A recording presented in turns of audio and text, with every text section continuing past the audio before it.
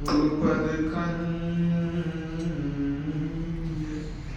कृपा सिंधु नरूप हरि महामोह तम पुंज जासु वचन रविकर निकर गुरु बिनु ज्ञान न उपजै गुरु बिनु मिलै न भेव गुरु बिनु संशय न मिटै जय जय जय गुरुदेव। बोलिए प्रेम से श्री सद्गुरु महाराज की जय। परमाराध्य गुरुदेव के पावन श्री चरणों में कोटि शरणम। आदरणीय धर्म प्रेमी सज्जनों, माताओं, बहनों तथा प्यारे बच्चों, संत और भगवंत भक्ति का प्रचार करते हैं। भगवान भी आते हैं तो मनुष्य मात्र के कल्याण के लिए भक्ति का प्रचार करते हैं। संत भी आते हैं तो भक्ति के बारे में ही बताते हैं, भक्ति का ही प्रचार करते हैं। भक्ति दो प्रकार की होती है, एक है बाहरी भक्ति, दूसरी है आंतरिक भक्ति। बाहरी भक्ति का लक्ष्य है स्वर्गादि लोगों के सुखों को प्राप्त करना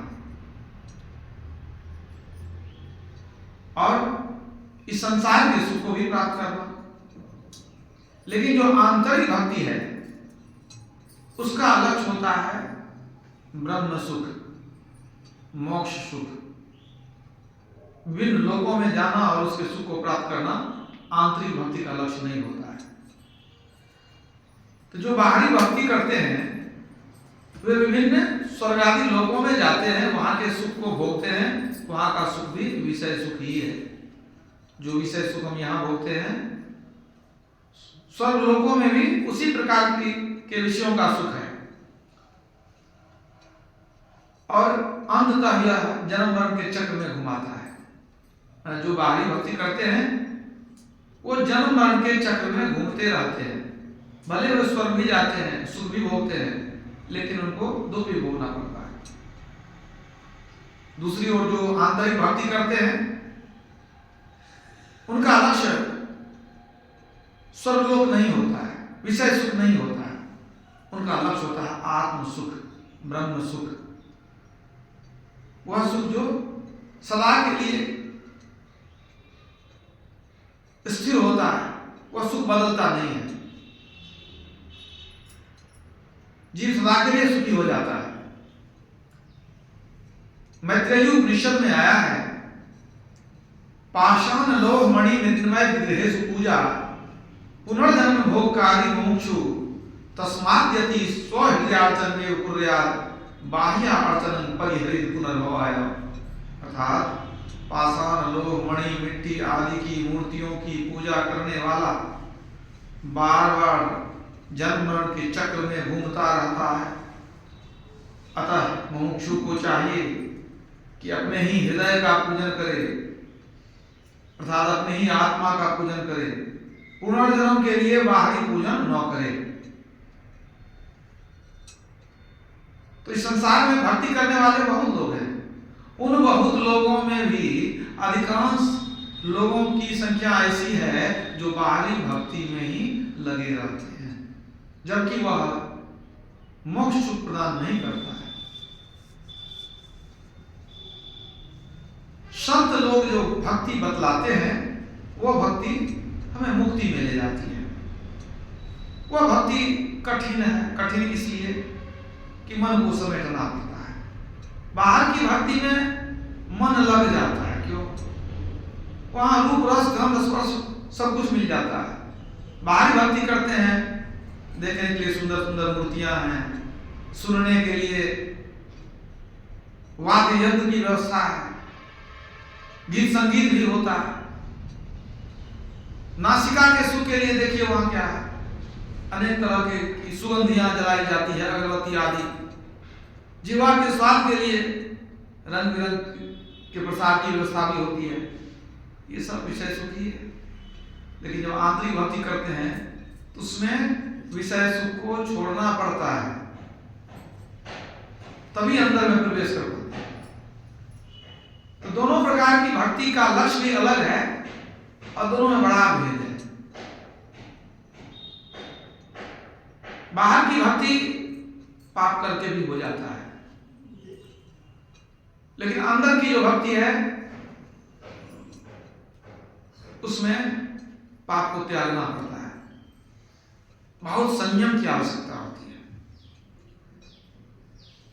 जो मांसाहारी है, शराबी हैं, चोरी करने वाले हैं, ऐसे लोग भी बाहरी भक्ति कर लेते हैं, लेकिन जब आंतरिक भक्ति की बात आती है तो उसमें पूरी पवित्रता चाहिए। और यह जो भक्ति है जन्म मरण के चक्र से छुड़ा देती है। जीवन में जो भी दुख आने वाला है, समस्त दुखों का अंत हो जाता है आंतरिक भक्ति में। लेकिन इस भक्ति में शालीनता चाहिए, सरलता चाहिए, विकार से रहित होना पड़ता है, पापों से दूर होना पड़ता है, सदाचार का पालन करना पड़ता है। मतलब शुद्धाचरण, सरलता, सदाचार, तब यह भक्ति आगे बढ़ती है। हमारे गुरुदेव ने इस भक्ति को सार भक्ति कहा, और जो बाहरी भक्ति है उसको असार भक्ति कहा, क्योंकि उस भक्ति से दुख का अंत नहीं होता है। सुख की प्राप्ति तो होती है, लेकिन दुख समाप्त नहीं होता है। सुख भी मिलता है, दुख भी मिलता है, बारी बारी से सुख दुख के सागर में गोता लगाते रहते हैं। लेकिन आंतरिक भक्ति जब किसी को प्राप्त हो जाती है तो सदा के लिए सुखी हो जाता है, फिर वो दुख का मुख कभी देखता नहीं है। महाभारत में एक प्रसंग आया है। एक प्रसिद्ध ऋषि थे, जाजली ऋषि नाम था उनका। उन्होंने भोजन आदि त्याग करके जंगल में तपस्या करने का प्रण लिया, कठोर तपस्या करने लगे, वो भी खड़े होकर के। इस तरह तपस्या में लीन रहते थे, खाना पीना सब छोड़ करके लंबे समय से इसी तरह खड़े रहे तपस्या में। पक्षी ने उनके सिर पर, जटा पर घोंसला बना लिया। सोचा कि कोई लकड़ी का ठूंठ है, ऐसे पड़ा हुआ है, तो माथे में जो जटा थी उसमें पक्षी ने घोंसला बना लिया और उसमें रहने लगे।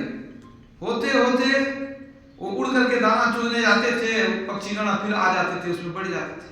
होते होते पक्षी ने अंडा दिया, अंडे से बच्चा भी निकला, लेकिन वो उसी तरह अविचल उसी तरह रहे, तपस्या में लीन। पक्षी को कोई कष्ट दिया नहीं। अब अंडा भी फूटा, बच्चे भी निकल गए। अब बच्चे उड़ करके बाहर भी चले जाते थे, फिर उड़ करके घोंसला में चले जाते थे। उनके माथे पर जो जटाओं में घोंसला बनी हुई थी। इस तरह होते होते पक्षी के बच्चे भी बड़े हो गए। अब एक बार पक्षी अपने बच्चों सहित जो उड़ गया तो महीनों तक नहीं आया लौटकर। तब इनको लगा कि अब ये लोग नहीं आएंगे, अब हमारी भक्ति पूर्ण हो गई, हमारा पुण्य जो है प्रकट हो गया। इनके मन में हो गया कि अब हम धर्म के मर्म को समझ गए, धर्म की प्राप्ति हमको हो चुकी है। मन अंदर से अहंकार जागृत हो गया। वहां से तपस्या से उठे, समुद्र में स्नान किए और आकाश की ओर मुंह करके कहते हैं कि मैंने धर्म को प्राप्त कर लिया।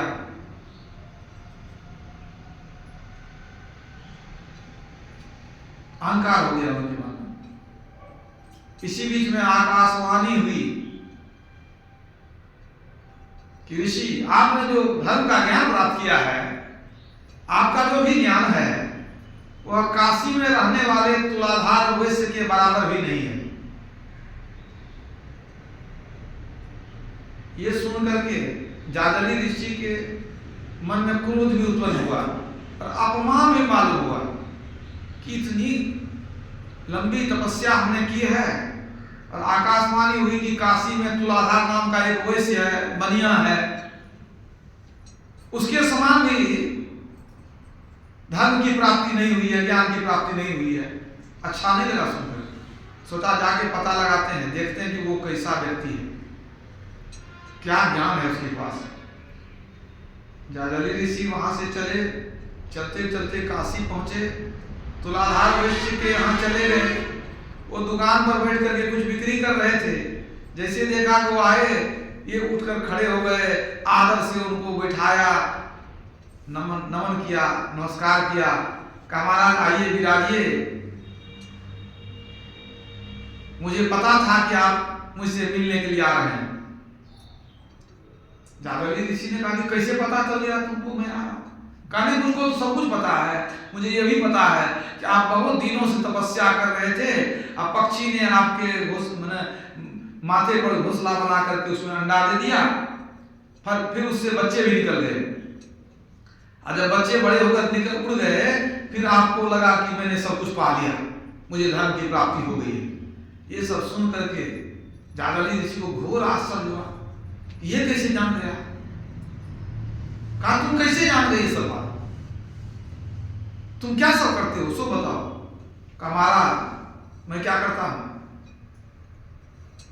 मैं तो साधारण गृहस्थ हूं, लेकिन पूरी ईमानदारी से गृहस्थ धर्म का पालन करता हूं। और आप देख रहे हैं कि मैं व्यवसाय करता हूं, मैं व्यवसाय करता हूं तो डंडी को सीधा रखता हूं, मतलब इसमें छल कपट नहीं करता हूं, मैं अपने रोजगार के प्रति ईमानदार हूं, मैं उतना ही मुनाफा लेता हूं जिससे मेरी रोजी रोटी चल जाए, मेरे परिवार का भरण पोषण हो जाए। मैं किसी से नाजायज पैसा नहीं लेता, ऊंची दाम पर नहीं बेचता, मैं मिलावट नहीं करता हूं, मैं अपने काम के प्रति बिल्कुल न्याय रखता हूं और भक्ति भजन भी करता हूं। गृहस्थाश्रम में रह करके मैं भक्ति भजन भी करता हूं। तुलाधार वैश्य ने बहुत कुछ ज्ञान दिया उनको। उन्होंने बताया कि मैं भले संसार में हूं, लेकिन मैं मन में मोह नहीं रखता, मैं निंदा और स्तुति से विचलित नहीं होता हूं। कोई निंदा करे हमारी या कोई बड़ाई करे, मैं समभाव रखता हूं, मैं जीव मात्र के प्रति अहिंसा और दया की भावना रखता हूं, सबको समान दृष्टि से देखता हूं, मैं किसी से राग द्वेष नहीं करता, मैं किसी को छोटा बड़ा नहीं मानता, और जीव मात्र की सेवा भी करता हूं। इस तरह से मैं गृहस्थ धर्म का पालन करता हूं।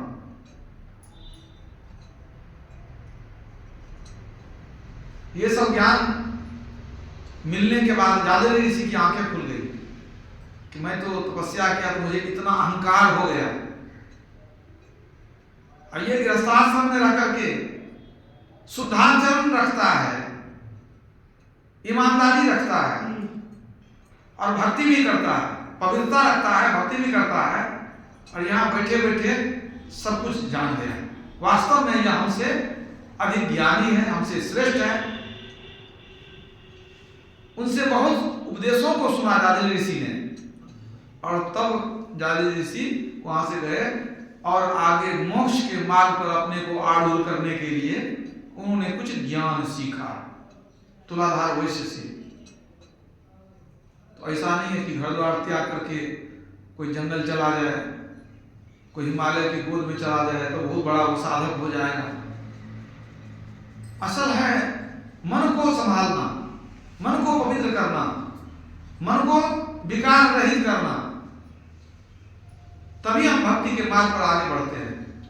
भगवान राम ने कहा निर्मल मन जन सो मोहि पावा, मोहि कपट छल छिद्र न भावा।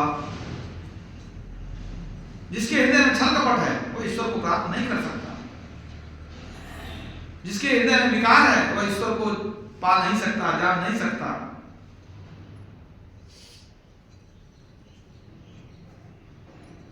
चिदानंदमय देह तुम्हारी, विगत विकार जान अधिकारी। वाल्मीकि जी क्या कहते हैं? विकार रहित व्यक्ति ही आपको जान सकता है, राम को जान सकता है कि राम कौन है। जाजली ऋषि ने तपस्या किया तो उनको घमंड हो गया। घमंड क्या है? विकार है, उससे विचलित हो जाते हैं, किसी चीज का अहंकार हो जाता है, सुंदरता का, धन का, पद का, विद्या का, ध्यान जो करते हैं उसका भी घमंड हो जाता है। वो भी चाहते हैं लोग जाने, प्रचार करने लगते हैं लोग, हम इतना बैठते हैं, इतना ध्यान करते हैं। जैसे घमंड आ गया, विकास खत्म, मतलब भक्ति में उन्नति रुक जाती है। इसलिए शुद्धाचरण, सदाचरण बहुत आवश्यक है। जो मन में राग द्वेष रखते हैं, विकार रखते हैं, उनकी भक्ति कैसे बढ़ सकती है? वो हमेशा उससे प्रभावित होते रहते हैं, मन में वही सब बातें आती रहती है। भगवान बुद्ध ने कहा कि उसने हमें डांटा, उसने हमें मारा, उसने हमें लूट लिया। ये सब भावना जो मन में बना करके रखता है, उसका विकार शांत नहीं होता है। कोई कुछ किया तो मन में बना करके रखते हैं। भगवान बुद्ध ने क्या कहा? बैर से वैर को जीता नहीं जाता, प्रेम से ही वैर को जीता जाता है।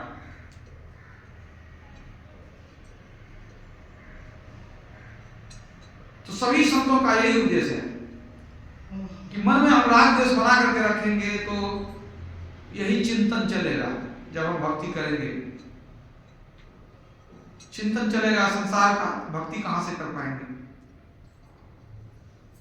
वहां तो संसार से मन को हटा करके तब ईश्वर में लगाना पड़ता है। पहले संसार से तोड़ी आवे, तब बात पिया की पूछिए जी, तलवार दो म्यान एक कही भांति वामे कीजिए जी। मीठे प्याले को दूर करो, कटु प्रेम पियाला पीजिए जी। पलटू जब शीश उतारी धरे, तब राख पिया की लीजिए जी। शीश उतारी धरे मतलब अहंकार को त्याग देना।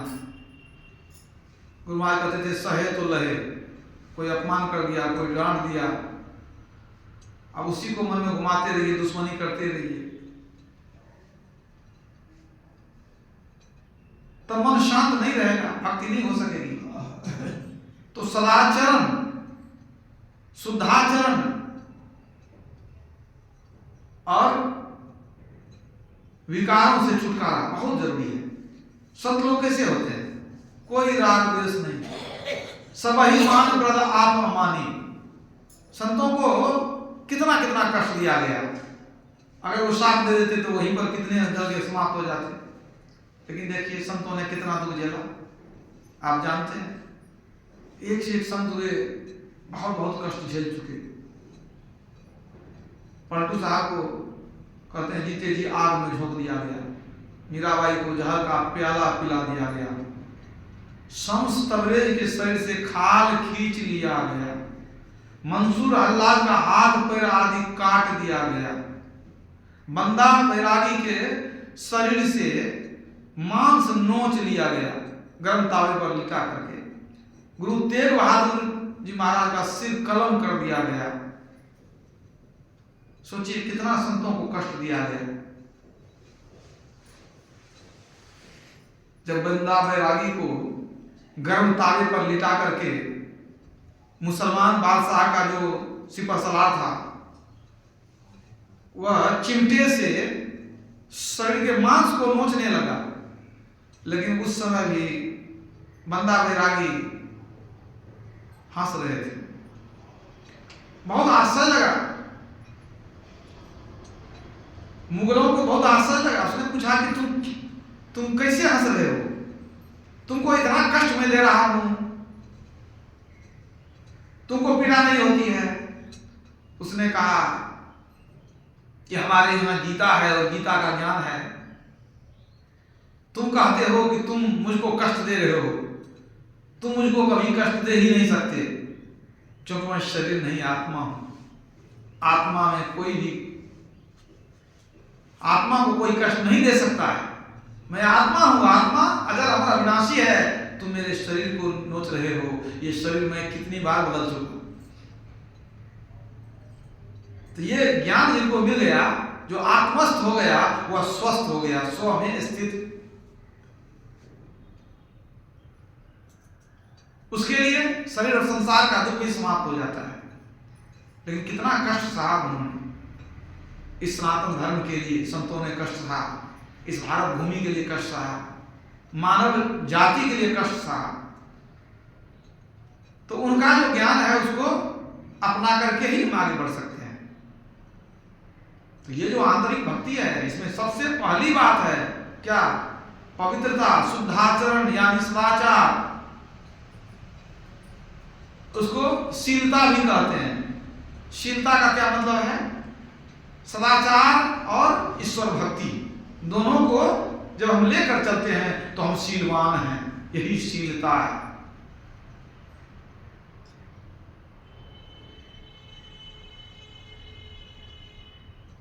हमारे गुरु महाराज यही कहा करते थे कि शीलवान बनो, चरित्रवान बनो।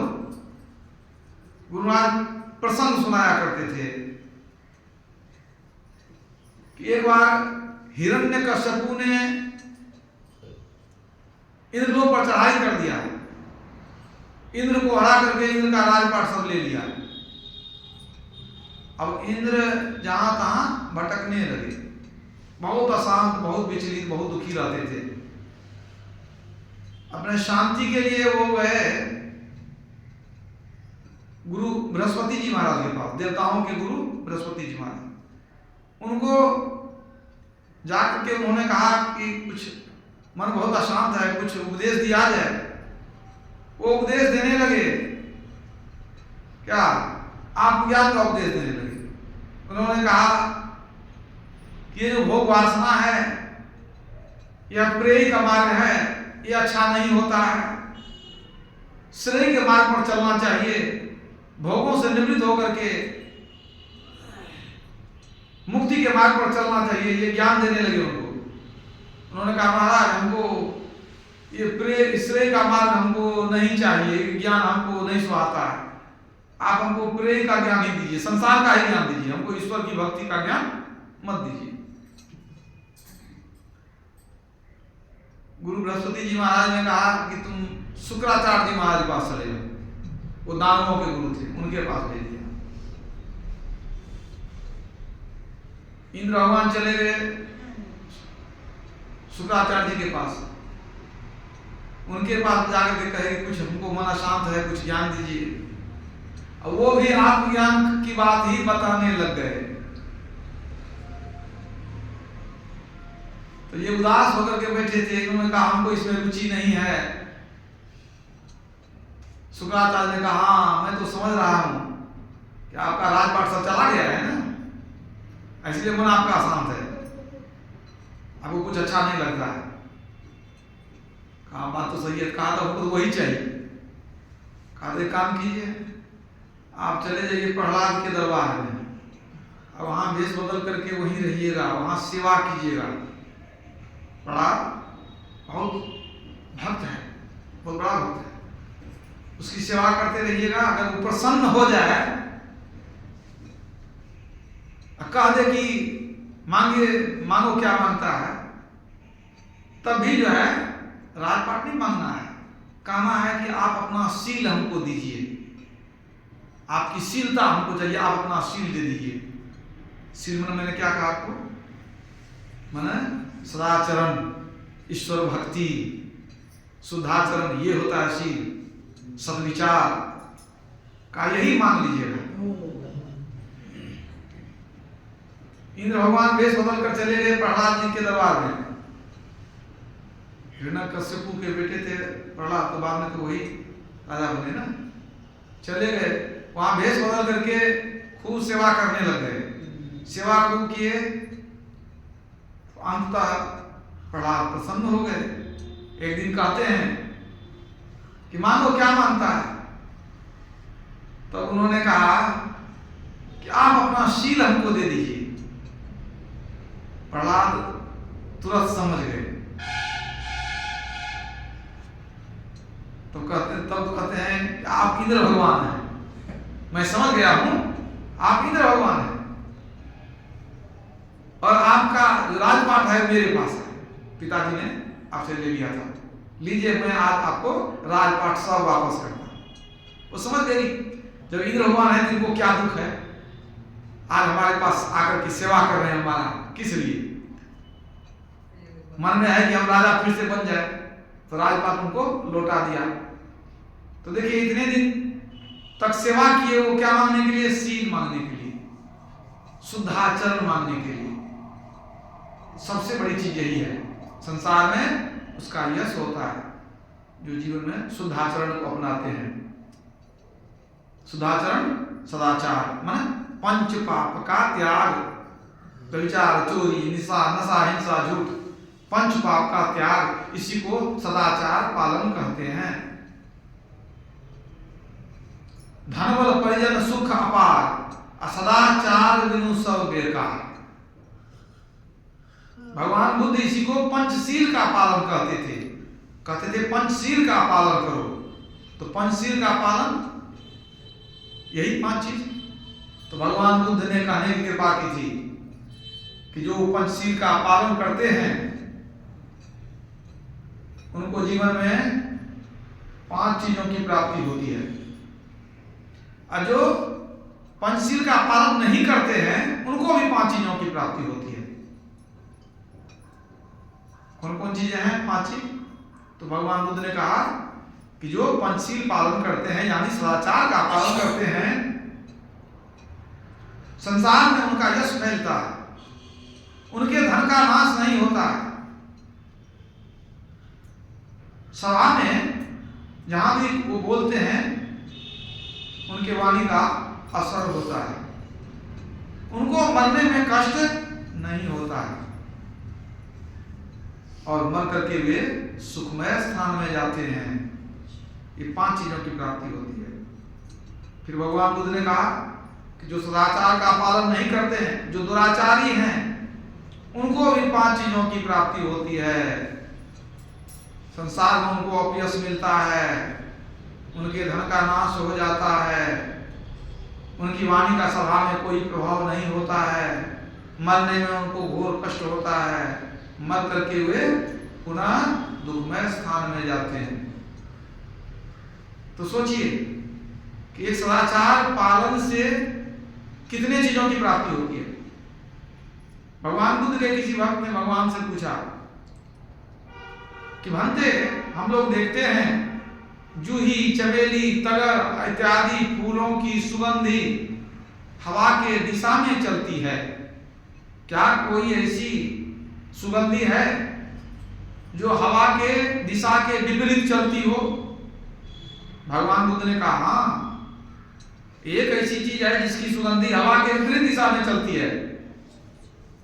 भक्तों ने पूछा वह क्या चीज है? भगवान बुद्ध ने कहा वह है सदाचार की सुगंध। सदाचार की सुगंध हवा के विपरीत दिशा में भी चलती है और यह ऊंचे देवलोक तक जाती है। मतलब ये सुगंध जो सदाचार की है ना, धरती पर कोई व्यक्ति अगर सदाचारी है तो उसकी सुगंध देवलोक तक जाती है, और देवता भी जानते हैं कि धरती पर ये परम पवित्र सदाचारी व्यक्ति है, उसकी बड़ाई वो भी करते हैं। यह है सदाचार की महिमा। सदाचार में बहुत कुछ आ जाता है। 5 पाप को त्यागने के बाद व्यक्ति का व्यक्तित्व बहुत ही उज्जवल हो जाता है। पूज्यपाद संत कबीर महाराज कहा करते थे कि कोई धनवान यदि चरित्रवान नहीं हो, और कोई धनहीन अगर चरित्रहीन नहीं हो, उस धनवान से यह धनहीन ही अधिक प्रवीण माना जाएगा, अधिक कुशल माना जाएगा, श्रेष्ठ माना जाएगा। मतलब धनवान तो है, चरित्रवान नहीं, चरित्र का गिरा हुआ है, पाप में सम्मिलित रहता है। अब दूसरा कैसा है? धनहीन तो है लेकिन चरित्रहीन नहीं है, धन तो नहीं है, गरीब, लेकिन उस चरित्र का उज्जवल है, चरित्र पवित्र है उसका, तो वह श्रेष्ठ व्यक्ति है। तो जो पाप में बढ़ते हैं, जो विकारों में बढ़ते हैं, वो आंतरिक भक्ति में नहीं चल सकते, वो तो अपने भौतिक जीवन को ही बर्बाद कर लेते हैं। अभी हाल में ही बेंगलुरु में एक भिखारी भीख मांग रहा था, संयोग से वह अंग्रेजी बोल रहा था तो कुछ लोग चले गए उसके पास। जब बात करने लगे तो फर्राटेदार अंग्रेजी बोलने लग गया वो व्यक्ति। सबको आश्चर्य लगा, भिखारी है ये इतना बढ़िया फर्राटे से अंग्रेजी बोल रहा है। तो कुछ पत्रकार लोग ऐसे चले गए, कुछ नहीं। तो बाद में क्या पता चला कि वो तो बहुत पढ़ा लिखा व्यक्ति था, जर्मनी में इंजीनियर के पद पर था, बहुत बड़ी बड़ी कंपनी में इंजीनियर के पद पर रह चुका, लाखों कमाता था। उसके माँ बाप अस्वस्थ हो गए, वो आ गया था। अब उसके माँ बाप मर गए। जो माँ बाप मर गए इसके बाद वो क्या किया, शराब पीने लग गया। और शराब पीते पीते ऐसा हो गया, वो कंगाल भी हो गया, बेहाल भी हो गया कि अब सड़क पर भीख मांगता है, किसी काम के लायक नहीं रहा। सोचिए, नशे ने इसको बर्बाद कर दिया। सच्ची घटना है। तो आदमी जब बुराई को पालता है वो किस रसातल में चला जाता है, सो देखिए। तो अपने अंदर जो बुराई है उसको कौन पहचानेगा? आप खुद पहचानेंगे। लोग दूसरे की बुराई देखने के लिए हमेशा तैयार रहते हैं, लेकिन बुरा जो देखन वही चला, बुरा न मिलिया कोई, और जो दिल खोजा अपना मुझसा बुरा न कोई। क्या अपने अंदर बुराई नहीं है? उसको देखना चाहिए। आप दिन रात दूसरे की बुराई, दूसरे का दुर्गुण देखते रहते हैं, गिनते रहते हैं इसमें कौन कौन बुराई है, कब इसको बेइज्जत करेंगे, कब इसको सुनाएंगे। तो कुछ पास सही प्रभु ये भी कहते थे कि दूसरे का गुण देखने वाला गुणागार हो जाता है, गुण का भंडार हो जाता है। दूसरे का गुण देखिएगा तो आपके अंदर भी गुण है, और दूसरे का दुर्गुण देखने वाला गुनाहगार हो जाता है।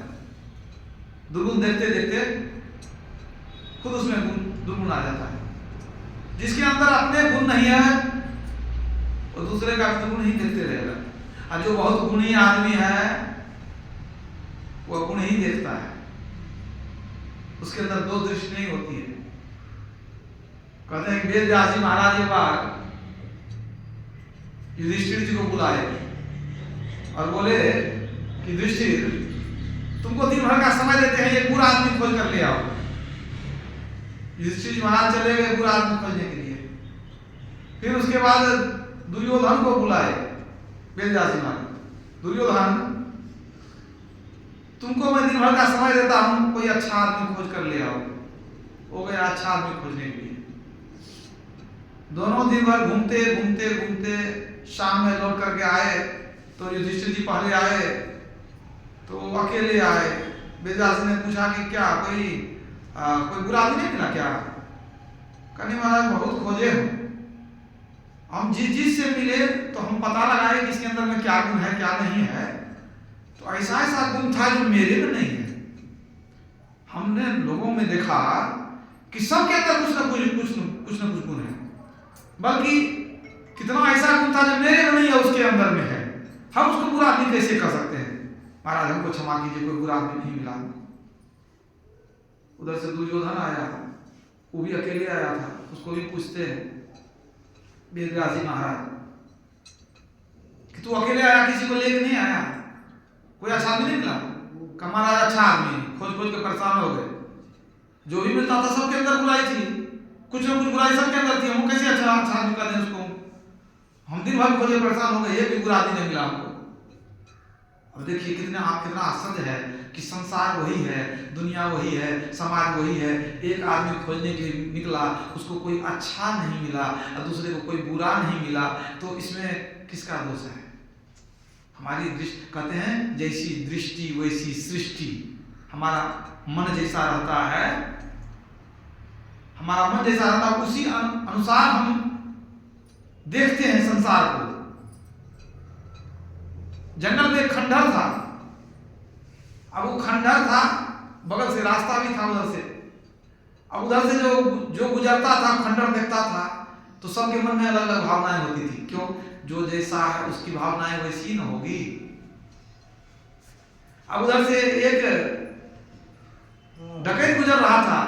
उसने सोचा कि जगह बड़ा बढ़िया है, पहले ध्यान में नहीं आया। हम लोग डकैती करते हैं तो कभी कभी रात में आकर के यहाँ यदि माल का बंटवारा करना होगा तो यहाँ जंगल में कौन आता है? हम लोग बैठ करके एकांत में यहाँ पर माल का बंटवारा कर लेंगे, बड़ा एकांत जगह, बढ़िया जगह है, हम लोग की बढ़िया है। दूसरा एक आदमी आया, वो शराबी था, सोचा कि हमको सब परेशान करता है, अब बोतल लेके आएंगे यहीं बैठ के पिएंगे, यहाँ हमको कोई परेशान नहीं करेगा, जगह बड़ा बढ़िया है, पीने के लायक जगह है। अब तीसरा आदमी दुराचारी था, वो सोचा हम यहाँ आके दुराचार करेंगे तो हमारे पर किसी का नजर नहीं जाएगी, बड़ा बढ़िया एकांत जगह है। चौथा आदमी साहित्यकार था, सोचा बड़ा एकांत जगह है, यहाँ बैठ करके साहित्य रचना करेंगे, कितना बढ़िया जगह है, हमको कोई परेशानी नहीं होगी। अंत में एक साधु बाबा जा रहे थे, वहाँ आसनी बिछा कर बैठ गए, नहीं यहीं ध्यान कर लेते हैं, सबसे बढ़िया ध्यान के लिए यही जगह है। तो जगह तो वही था, लेकिन सब अपने अपने मन के अनुकूल देख रहे थे, है कि नहीं। जाकी रही भावना जैसी, प्रभु मूरत देख रही थी न तैसी। आप अपने मन को पवित्र करेंगे तो दुनिया पवित्र नजर आएगी, अच्छी अच्छी चीजें नजर आएगी। आप खराब हैं तो दुनिया बहुत खराब, कुछ नहीं। इसलिए हम सुधरेंगे, जग सुधरेगा। अच्छा, संसार का सुधार कैसे होगा?